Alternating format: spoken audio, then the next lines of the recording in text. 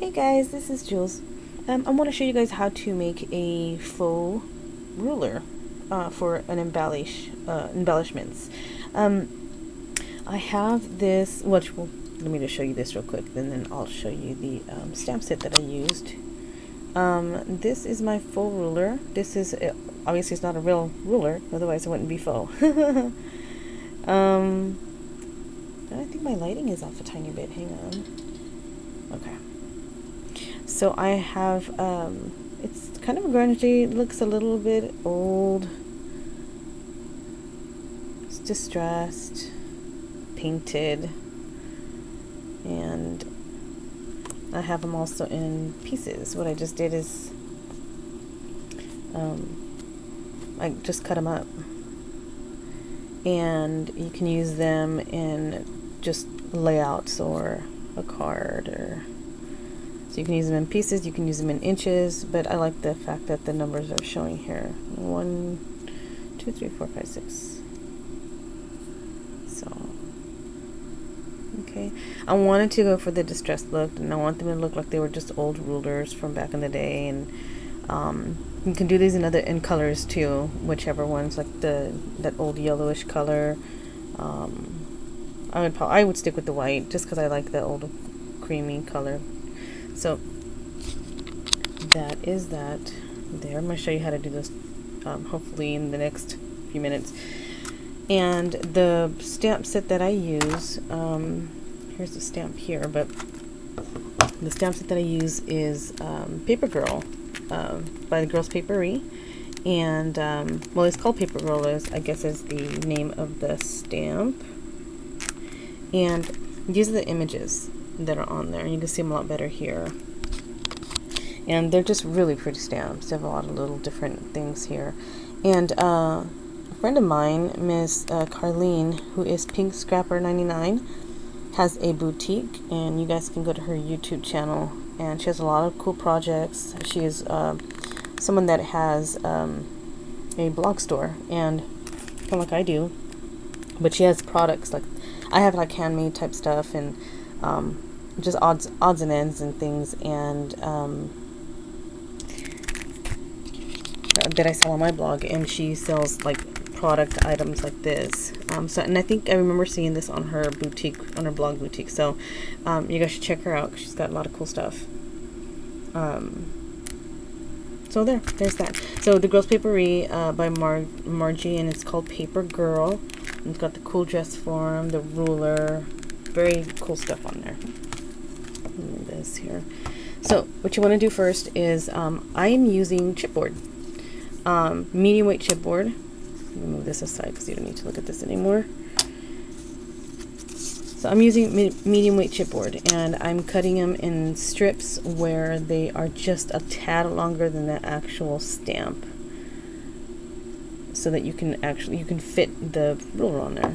And they are about 1 inch wide, so that, as you can see there, they'll fit there. So I cut them in strips. And what I do, I have vintage white folk art paint, acrylic paint, and this is it's like an off-white kind of color. I don't know if you can see it. There you go. And you can use any color you want, I guess, though. I used this in another demo when I did the crackle paint technique, and this is just warm white by Folk Art. So there's just different kinds of colors that you can use. This is, I think, a little bit lighter or whiter, more white than the vintage white. So I believe I used the vintage white though for this demonstration. And so what you want to do is, I'm not gonna, hopefully it won't take me too long to just do this. So oh, hello. Okay, so what you want to do is put on a good layer, not too thick, because you'll want to do a second coat to get really good full coverage. So, and as it dries, you can still see a little bit of the brown in there, so that's when you want to go with a second coat to get really good coverage. And it's just better to let the first layer of paint soak in and then go back when it's dry. And you don't have to do the edges, but I always do just because I'm anal like that. So then once you got that done, then you want to do the back side. Okay, so I'll set that aside because I already have one stick that's already done. Okay, so here is my white stick chipboard that's already done up. Sorry about the dogs, guys. Okay, so then what you do is, I always for my black ink, I use the archival ink Jet Black by, I think it's Ranger, isn't it? I think it's Ranger. Yeah, by Ranger. So it's a Jet Black. Okay. So then what you want to do is get your stamp. You want to get really good full coverage. I think maybe my mom's here. That's probably why the dogs are barking. But I'm sorry. I know Charlie has a kind of a piercing kind of a bark at times. Okay, so get really good coverage on your ruler.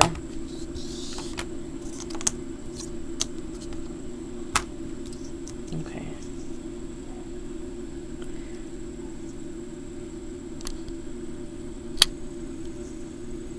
So we're going to go ahead and stamp, and I'm going to hover over real quick. So if you see a shadow, it's just me. I lay it down and then press a little bit. I don't go too much, you'll get a squishy look. There. And then I let it fall. So whatever's there is there. And because I like to clean my stamps immediately after I use it, I use the clear stamp cleaner. And let's rub it over that real quick while the ink is drying. Rub it on my pad here, and then that's it. It's nice and clean. And then I put it away. Okay, move that aside. Oops, sorry. Back out a little bit. So here is the ruler. And then I get my, what do I do with my scissors?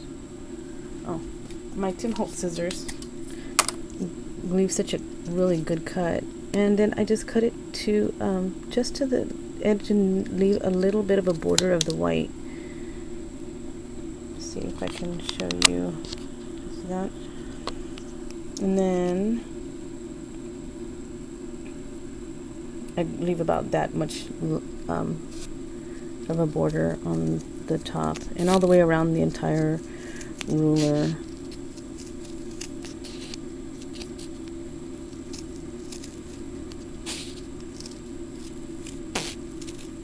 And the ruler itself, the stamp, the little lines on it, they're not perfectly straight, so no big deal.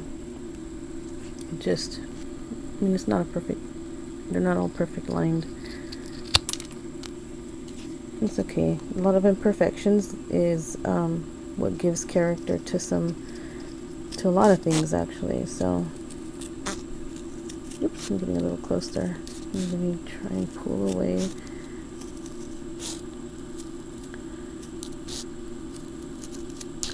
So still leaving a border, not a big deal. And if it's a tiny bit crooked, it's a tiny bit crooked, because you're gonna end up going over it with the file or a sander. After I cut it, tends to want to do a little curl. So there, I got that. And then what I do is take, oh my gosh, sorry, Charlie. Then I get my ruler here, or my emery board, and I rough up. See if it's okay if it does that too, because it'll give it character. But I tend to just kind of rub away a little bit of the paint, and what I do is, like, the sharp edges and the sharp corners and stuff, I like to try and get rounded and get it softer looking. And you can go over the actual stamp too to kind of, oops, to do like see, like that right there. It has like that roughed up look. So I do that throughout the entire stamp. I'm sorry, the entire piece of chipboard.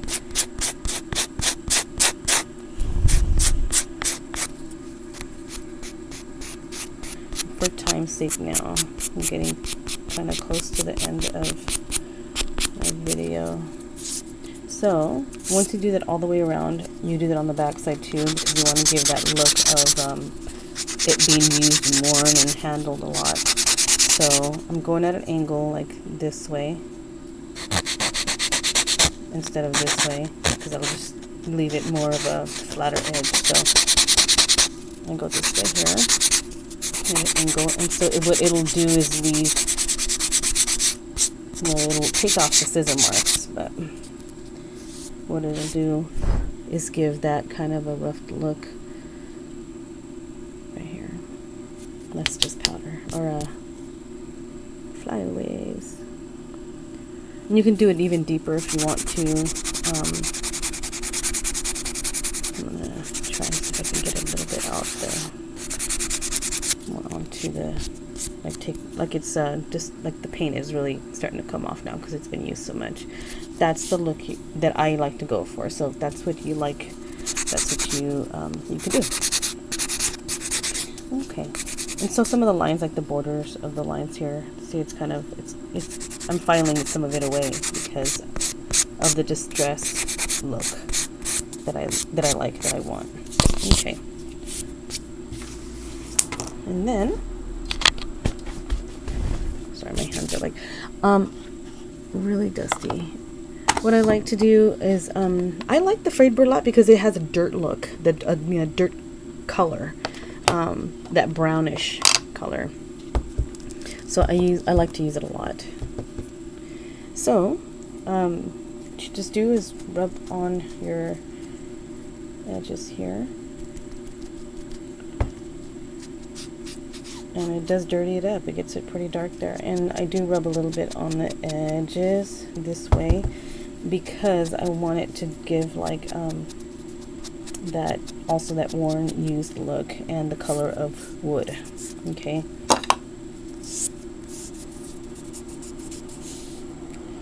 So I do like that look a lot. Why is it not showing so well?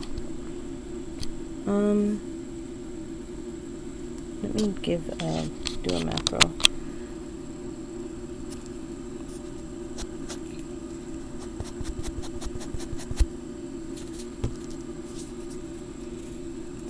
Right here, I dab so that it soaks it up on the edge there, and then I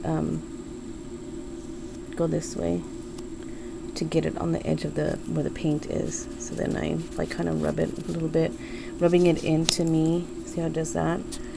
But you can wipe some of it off a little bit, but it'll still leave a dingy look, and that's what I like to do a lot. So once you get it all over your ruler on the edges and everything, I didn't do the bottom part, so I probably shouldn't even ink it, but it will leave that dingy yellow aged look, and that's the look that I want for the aged look.